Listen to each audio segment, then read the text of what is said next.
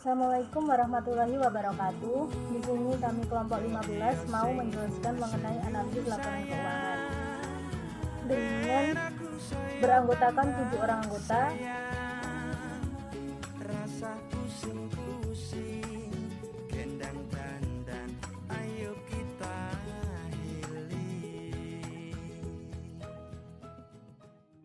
di sini saya akan menjelaskan mengenai definisi laporan keuangan. Analisis laporan keuangan adalah menguraikan pos-pos laporan keuangan yang melibatkan neraca dan laba rugi untuk mendapatkan informasi kondisi keuangan suatu perusahaan lebih dalam yang sangat penting dalam proses menghasilkan keputusan yang tepat.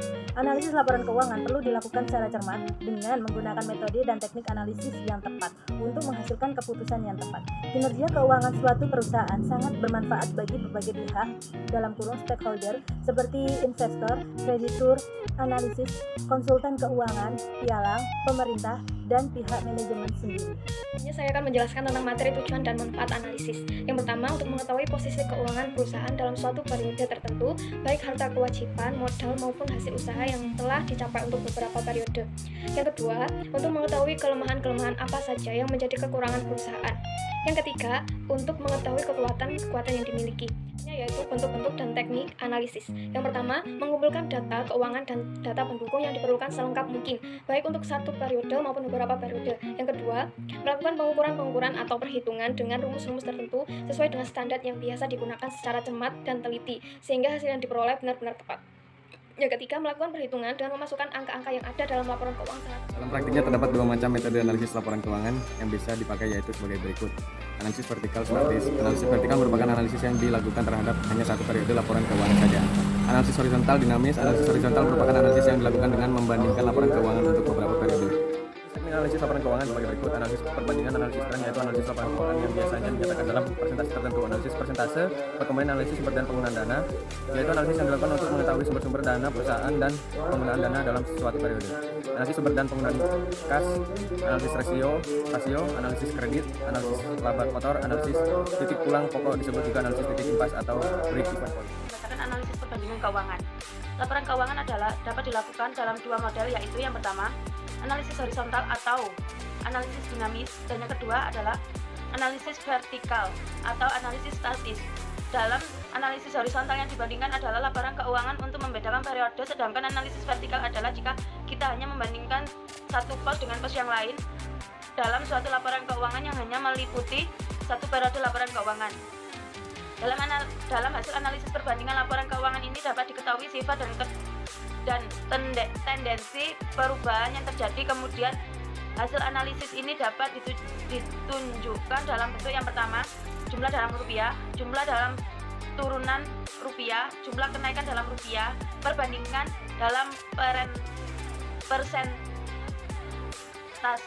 Perlu diketahui untuk melihat perkembangan keadaan keuangan atau suatu perusahaan setelah perubahan ini diketahui apakah terjadi kenaikan atau penurunan, atau tetap dapat pula diketahui sebab-sebab terjadi perubahan tersebut.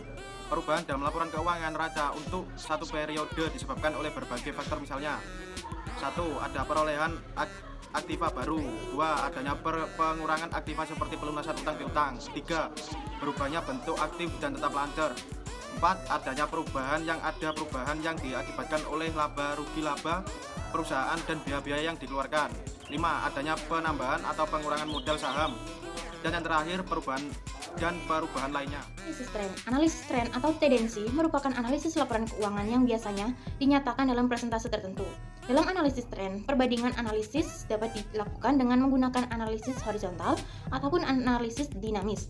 Dan yang digunakan adalah data tahunan atau periode yang digunakan biasanya hanya 2 atau 3 tahun periode saja.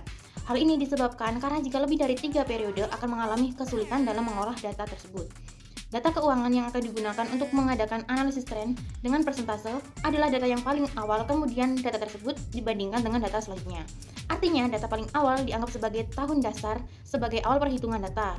Adalah awal tahun yang akan dianalisis, dan kita anggap data normal di antara tahun yang akan dianalisis. Sebagai contoh, kita memiliki data dari tahun 2000 sampai tahun 2006. Maka tahun dasar analisis yang akan kita gunakan adalah tahun 2000. Analisis presentasi per komponen.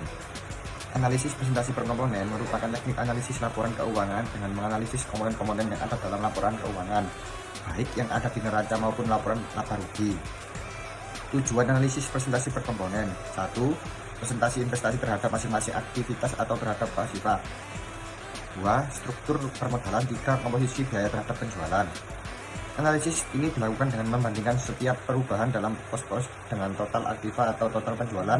Dengan demikian akan terlihat suatu kenaikan atau penurunan, apakah akan terjadi berarti atau memiliki waktu tertentu. Sekian presentasi dari kelompok kami, kurang lebihnya mohon maaf. Wassalamualaikum warahmatullahi wabarakatuh.